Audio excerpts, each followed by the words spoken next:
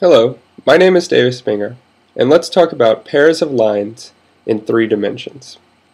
Today we will be looking at problem 2 of the 12.5 handout. We are given 2 lines, little r of t and big R of s. We are asked to determine if these lines are parallel, intersecting, or skew. Let us first check and see if they're parallel. Parallel lines move in the same direction. Thus, we need to find out if the vectors defining these lines are scalar multiples of each other. Be warned that we can have lines which have different defining vectors, defining directional vectors, that is, which are parallel. The vectors defining the direction not only indicate direction but a speed. So if a vector is a scalar multiple of another, they could be moving in the same direction but at different speeds. So we have these directional vectors, and the directional vectors are found by the coordinates, the component which is being multiplied by t. So we are moving in the direction 7, -7, -3. We are moving in the direction 3, 1, s as we increase s or increase t. Now, we can look at these and see on the surface that they are different.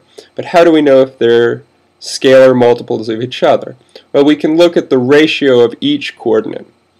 The ratio in the second coordinate is -7 to 1. Whereas the ratio in the first coordinate is 7 to 3. These are different ratios, so they can't possibly be scalar multiples of each other. So we know that the vectors are not parallel, the lines are not parallel. So now the next thing we want to calculate is if there is an intersection point. So what does it mean to intersect?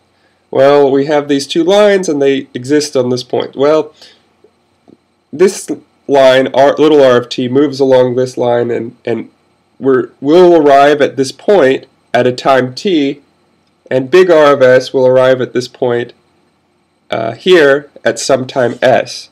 So they will intersect if there are times s and t such that little r of t is equal to big R of s. This produces a system of equations. We want to equate r of t and big R of s in each coordinate. So we get the system of equations: 1 plus 7t is equal to 7 plus 3s, 7s is equal to 5 minus 7t, 12 plus 4s is equal to 4 minus 3t. If we can solve this system of equations, then the lines will intersect. So we will just try to use basic algebraic techniques to simultaneously solve each of these 3 equations. So we can take the first equation, move the 7 to the left-hand side and divide by 3, and we find that s is equal to -2 plus 7/3 t. With this, we can plug in for s in the second equation. So then we get 5 plus 7/3 t is equal to 5 minus 7t.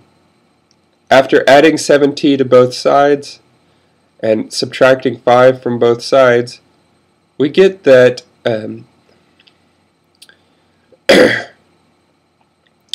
28 over 3t is equal to 0. In other words, t is equal to 0. So if t is equal to 0, we can return to the first equation and find that s is equal to -2.